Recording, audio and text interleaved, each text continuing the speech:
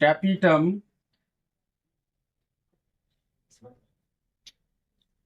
यूविस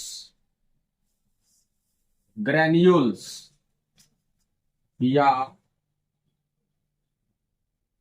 यूविस body प्रदान करता है।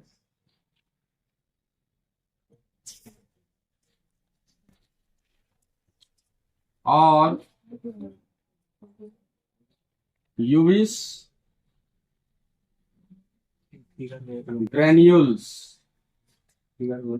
या यूविस बॉडी में एस्पोरोपोलेनिन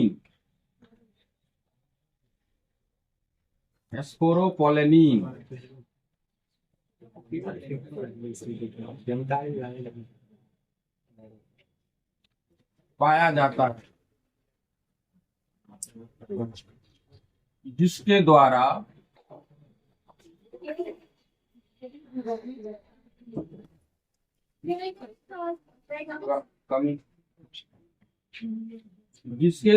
परागकण के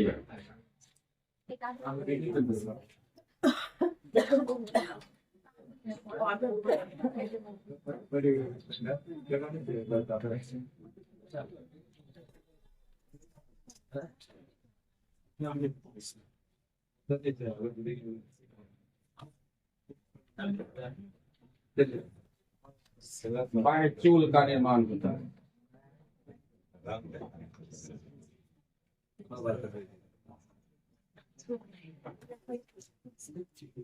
ये आपके जानकारी के लिए है और इसको आप लोग क्या कीजिएगा, बॉक्स में डाल लीजिएगा।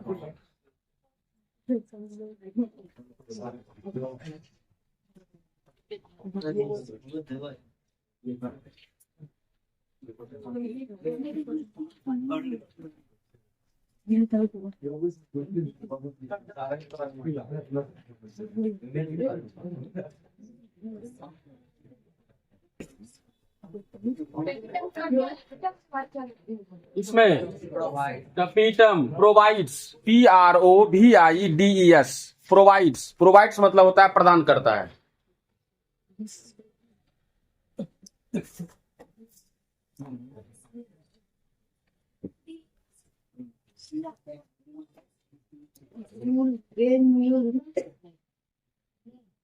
जल्दी सा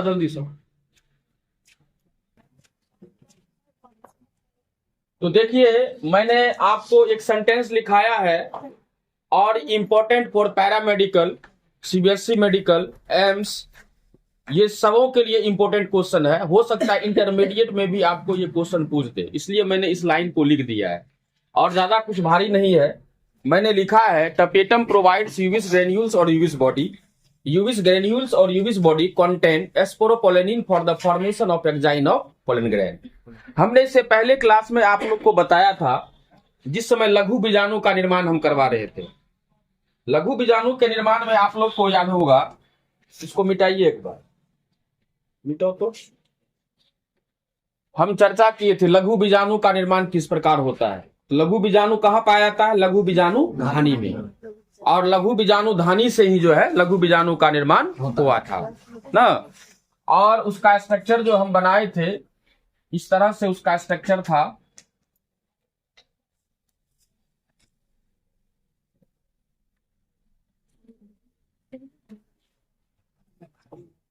क्या कुछ याद आ रहा है आप लोग को?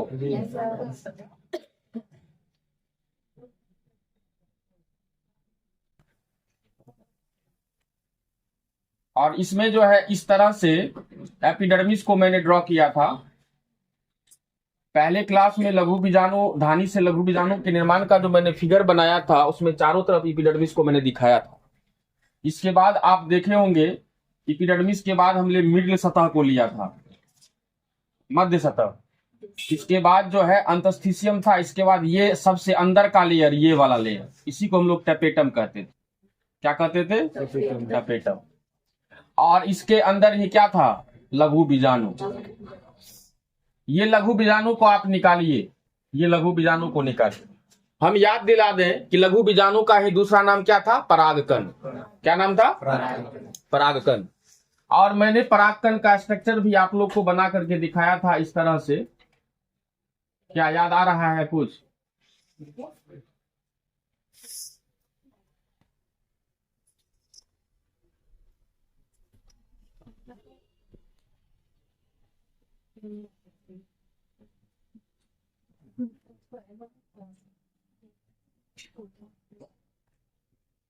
ये देखिए, ये फिगर किसका है? परागकण का। किसका था? परागकण का अंग्रेजी क्या होता है? Pollen grains. Pollen grains.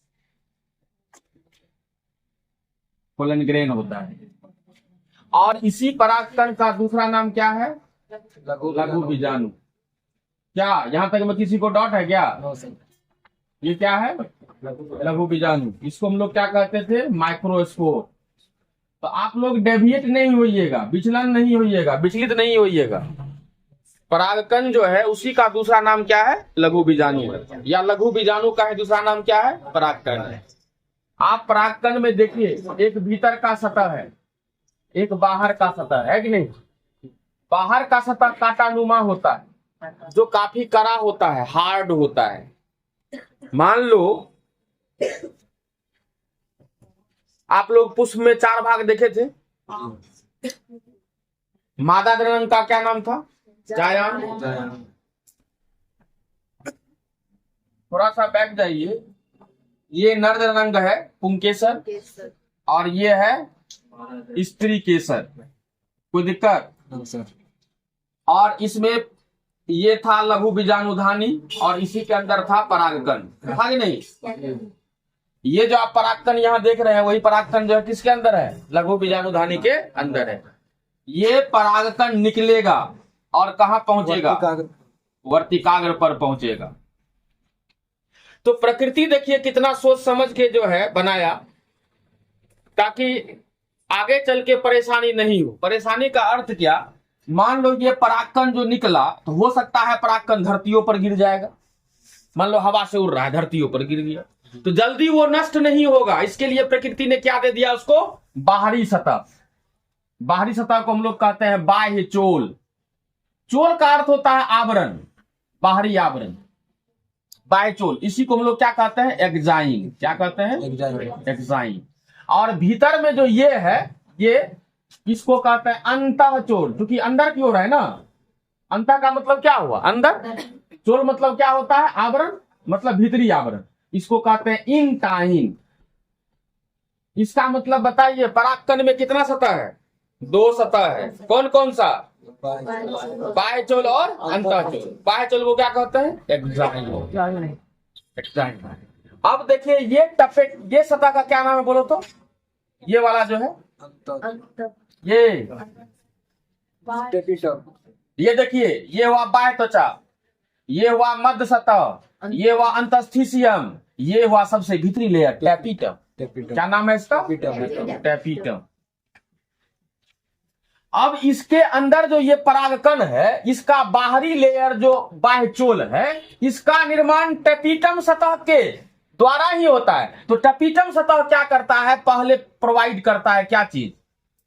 यूबिस granules और यूबिस बॉडी। क्या बनाता है?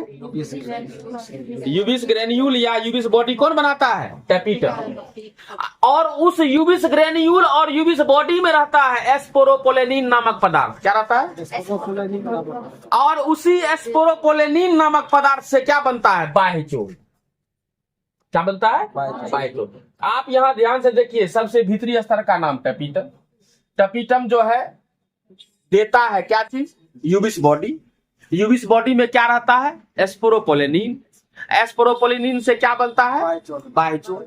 तो बाह्य चोल किसका पार्ट है? परागकण का। परागकण का कौन सा पार्ट है? बाहरी भाग है, बाहरी सतह है, बाहरी लेयर है। तो आपसे अगर पूछा जाएगा कि बोलो जी, परागकण का बाहरी सतह एक्जाइन अर्थात बाह्य चोल जो होता है, उसका निर्माण किस पदार्थ से होता है? कहेंगे एस्पोरोपोलेनिन से। एस्पोरोपोलेनिन कहां पाया जाता है? कहेंगे यूबिस बॉडी में।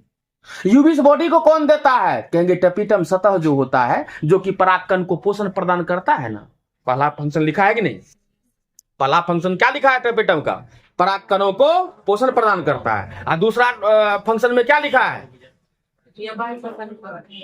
पराग कण के बाह्य चोल का निर्माण करता है। कौन करता है? टपीटम। टपीटम करता है तो क्यों करता है, कैसे, यहां पर प्रमाणित हो रहा है कि नहीं? क्योंकि टपीटम सतह ही जो है, टपीटम सतह जो है, सबसे भीतरी सतह जो टपीटम है, यह क्या करता है? यूबिस ग्रेन्यूल और यूबिस बॉडी देता है। यूबिस ग्रेन्यूल और यूबिस बॉडी को बनाने वाला कौन है? टपीटम। यूबिस बॉडी और यूबिस ग्रेन्यूल को कौन बना रहा है?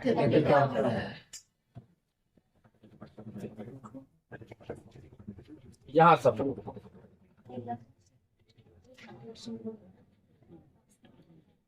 यहां देखिए टपीटम है ना। टपीटम क्या है बोलो तो? सतह है ना। टपीटम क्या है? सतह। ये देता है यूबिस ग्रेन्यूल्स, या उसी को क्या कहते हैं? यूबिस बॉडी। और यूबिस बॉडी में क्या पाया जाता है? एस्पोरोपोलेनिन।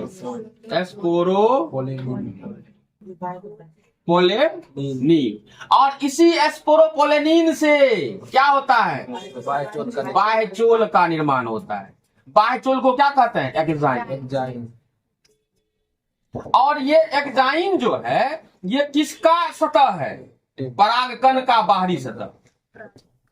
परागकण का बाहरी सतह। अच्छा बताओ तो, परागकण का बाहरी सतह बाह्य चोल हुआ ना जी। ये बाह्य चोल का निर्माण किसके द्वारा होता है? अब कैसे होता है? जो कहेंगे टपीटम सतह जो होता है ना, सबसे पहले यूबिस ग्रेन्यूल्स या यूबिस बॉडी देता है। और यूबिस ग्रेन्यूल्स या यूबिस बॉडी जो होता है, उसमें क्या रहता है? एस्पोरोपोलेनिन रहता है। और वही एस्पोरोपोलेनिन के द्वारा क्या होता है? परागकण के बाहरी सतह बाह्य चोल का निर्माण होता है। आप उसको पढ़िए, अगर कहीं दिक्कत है तो बोलिए। अभी जो हम लिखाए हैं पढ़िए, इतना हम लेक्चर दिए ना, उसके आधार पर हम जो लिखा है उसमें देखिए कहीं दिक्कत भी है।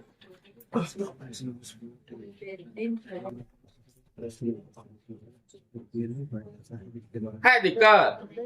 अब दिक्कत होगा तो ऊपर वाला ही जो है समझाने के लिए आएगा। यहां देखिए, हमारा ये कहना है, आप मिलाइए। हम तो देख नहीं रहे हैं क्या लिखा है, हम बोल रहे हैं आप मिलाइएगा।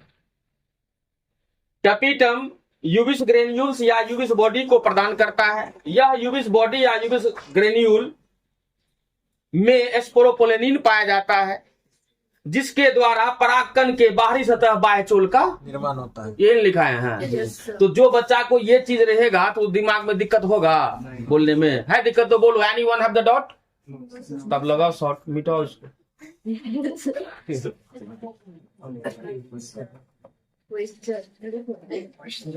परागकण मतलब पोलन ग्रेन।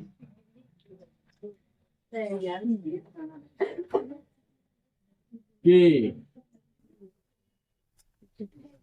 बाह्य चोल मतलब एक्जाइन का निर्माण होता है।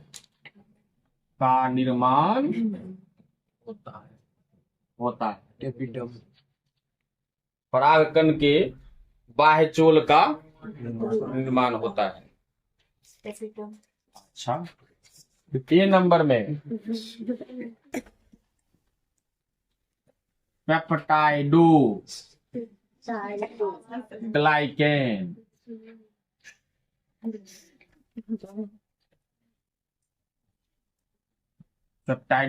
ग्लाइकेन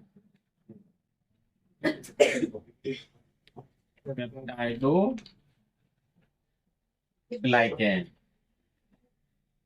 बी नंबर में।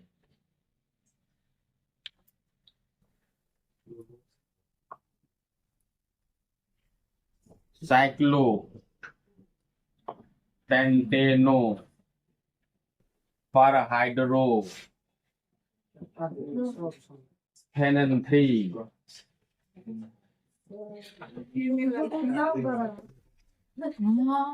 साइक्लो पेंटेनो परहाइड्रो 3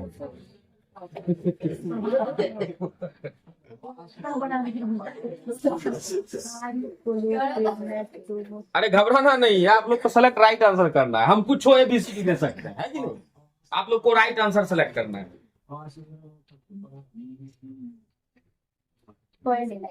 इतना बड़ा वर्ड तो हमको लगता है आज तक नहीं देखा होगा तुम। नो सर कभी नहीं देखी। तो कोई देखा नहीं होगा, तुम लोग याद कर लेना। तीसरा N acetyl glucosamine, N acetyl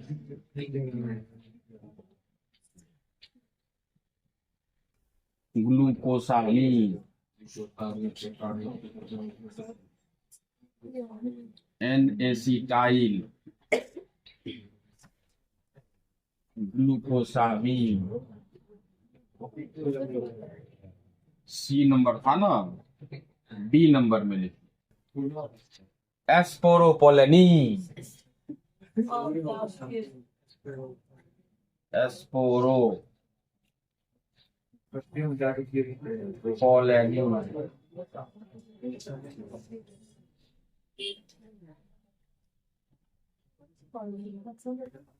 शुरू में देते तो सबका ध्यान इसी पर रहता ना, ये सबको नहीं देखता, इसलिए दिए लास्ट में।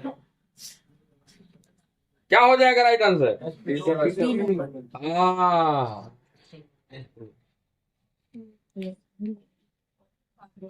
तो कर लेना एस्पोरोपोलेनीन। फिर दूसरा क्वेश्चन लिखना, बाहिचोल एंजाइम का निर्माण करता है। ए नंबर बाह्य त्वचा, बाह्य त्वचा का अर्थ होता है एपिडर्मिस। बी नंबर में लिखिएगा अंतस्थिसियम,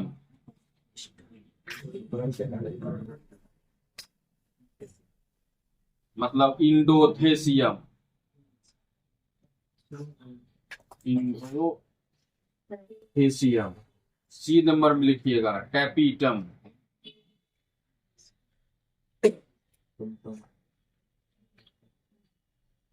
डी नंबर में लिखिएगा कोई नहीं, नन।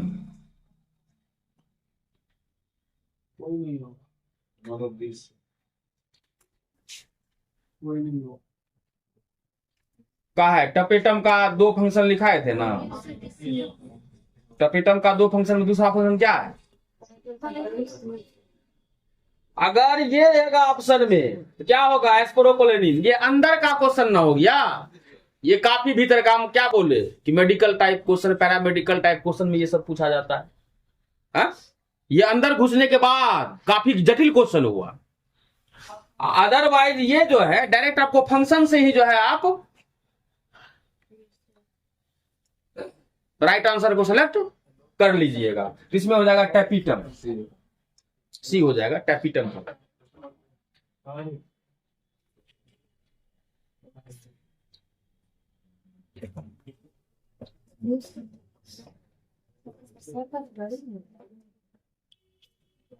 इसका कवर कहाँ गया? सूख जाता है।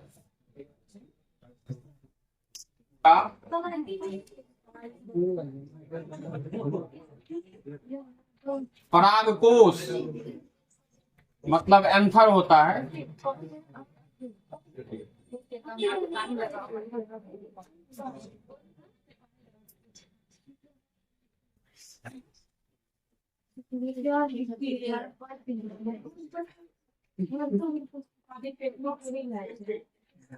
ये देखिए क्वेश्चन है, परागकोश के फटने में मदद करता है। सेम ऑप्शन हो जाएगा, बाह्य त्वचा, अंतस्थिसियम, टैपिटम, कोई नहीं। क्या होगा? परागकोश के फटने में कौन मदद करता है? कोई नहीं पढ़ता लिखता है। अरे अंतस्थिसियम निकाल के देखो, उसका एक ठो कार्य लिखा है ना, देखिए निकाल करके। अंतस्थिसियम में देखिए उसका कार्य क्या है। हाइग्रोस्कोपिक नेचर होता है ना, आर्द्रताग्राही प्रकृति का होता है, जो परागकोश के फटने में मदद करता है। देखो लिखा हुआ है कि नहीं? नहीं लिखा हुआ? तब मतलब जो चल रहा है सब में उसी में टपीटम टपीटम टपीटम। अरे टपीटम से टपो ना आगे रे, आगे क्यों पढ़ाए हैं?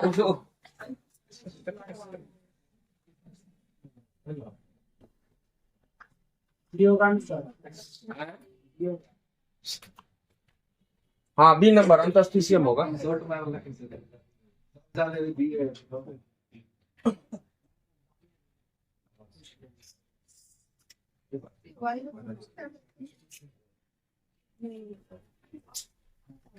सा आप लोग फ्लैशबैक जाइए। इससे पहले आप लोग को बताए थे फ्लावर में 4 भाग होता है, जिसमें से नर भाग या नर चक्र का क्या नाम था? पुमंग। पुमंग के इकाई संरचना को पुंकेसर। पुंकेसर में कितना भाग? 3 भाग। परागकोश, योजी, तंतु। परागकोश में क्या था? लघु बीजाणु धानी। लघु बीजाणु में धानी में क्या था? लघु बीजाणु। लघु बीजाणु जो है नर कोशिका है कि मादा कोशिका? नर कोशिका। लघु बीजाणु क्या है? नर कोशिका। लघु बीजाणु क्या है? नर कोशिका है। इसका मतलब क्या? लघु बीजाणु क्या है? कोशिका। भले वो नर कोशिका है लेकिन कोशिका है ना, है। अगर आपसे ये पूछा जाए कि पुष्प में मादा जननांग का क्या नाम है? जायांग। जायांग का इकाई संरचना? स्त्री केसर। स्त्री केसर का ये फिगर देखिए, ये क्या है? स्त्री केसर। ध्यान दीजिए, नहीं समझ में आएगा हल्ला मत कीजिए। ये स्त्री केसर है, और स्त्री केसर में इसका नाम कौन बताएगा? जरायु, प्लासेंटा, गुड। और इसका नाम कौन बताएगा? बीजांड या गुरु बीजाणु धानी। अब देखिए, ये है गुरु बीजाणु धानी। गुरु बीजाणु धानी। और गुरु बीजाणु धानी के अंदर जो है कोशिका जो रहता है, इस कोशिका को कहते हैं गुरु बीजाणु। क्या कहते हैं? गुरु बीजाणु। ये गुरु बीजाणु जो है, बोलो, नर कोशिका होगा कि मादा कोशिका होगा? क्योंकि मादा जननांग में पाया जा रहा है यह कोशिका, तो मादा कोशिका होगा। उसी तरह से नर जननांग पुंकेसर में लघु बीजाणु धानी के अंदर क्या था? ये कोशिका था। इसको क्या कहते थे? लघु बीजाणु। तो लघु बीजाणु क्या था? नर कोशिका की मादा कोशिका? नर कोशिका। ये लघु बीजाणु क्या था? नर कोशिका। तो लघु बीजाणु का निर्माण, नर कोशिका लघु बीजाणु का निर्माण किस प्रकार से होता है, इसको तुम लोग देख चुके हैं। अब हम लोग को देखना है कि मादा जननांग स्त्री केसर जो होता है, स्त्री केसर के अंडाशय के अंदर, ये क्या है? अंडाशय है।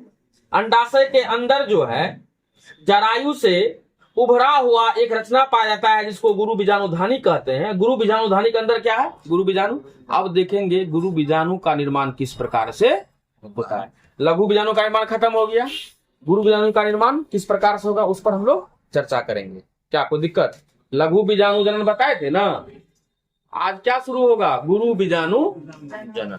तो हेडिंग दीजिएगा गुरु बीजाणु जनन।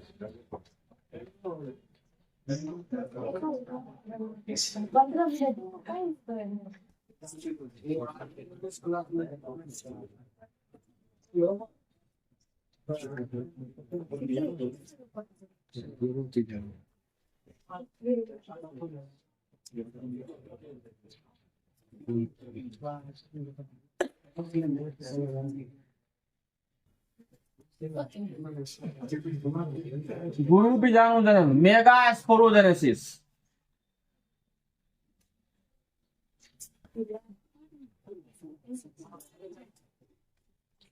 मेगा स्पोरोजेनेसिस लिखिएगा इसमें।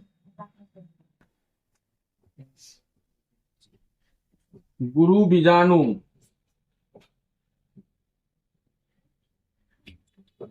मातृ कोशिका,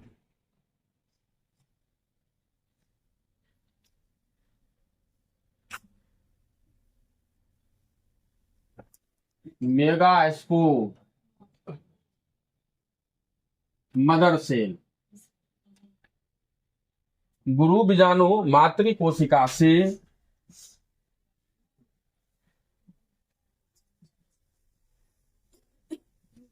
गुरु बीजाणु मतलब मेगा स्पोर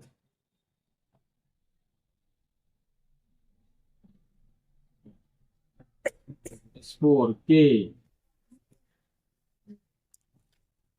निर्माण की क्रिया गुरु बीजाणु जनन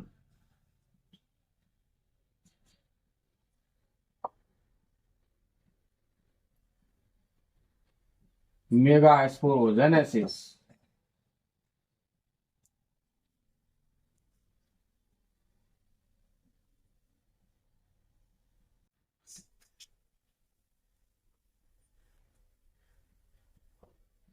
कहलाती है।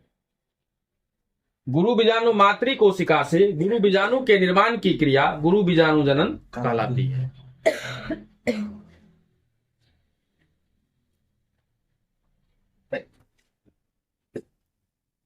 चेंज कर लीजिएगा और लिखिएगा।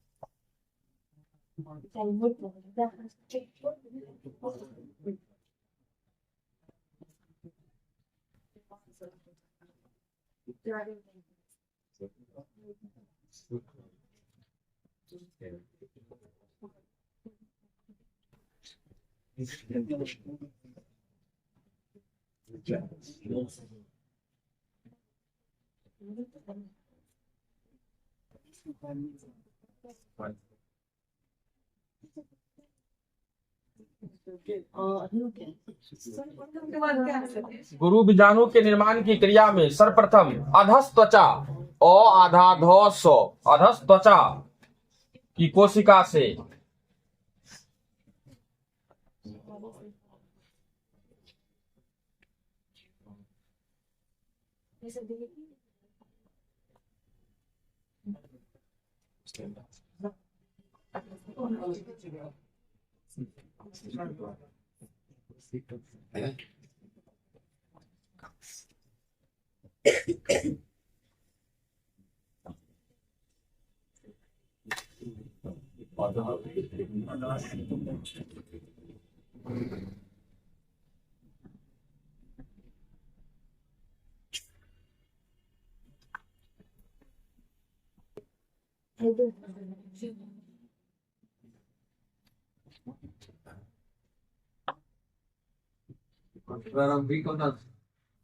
प्रारंभक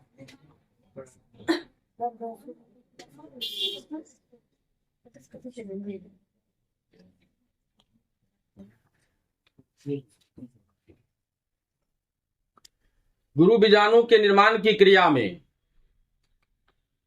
सर्वप्रथम अधस त्वचा की कोशिका मतलब हाइपोडर्मल सेल, अधस त्वचा की कोशिका अंग्रेजी में क्या कहते हैं? हाइपोडर्मल सेल से आर्के स्पोरियल प्रारंभक। आर्के स्पोरियल से पहले क्लास में भी चर्चा किए थे प्रप्रसु कोशिका का, याद आ रहा है? लघु बीजाणु, इसलिए यहां पर हम पोस्ट में लिख दिया है प्रप्रसु प्रारंभक।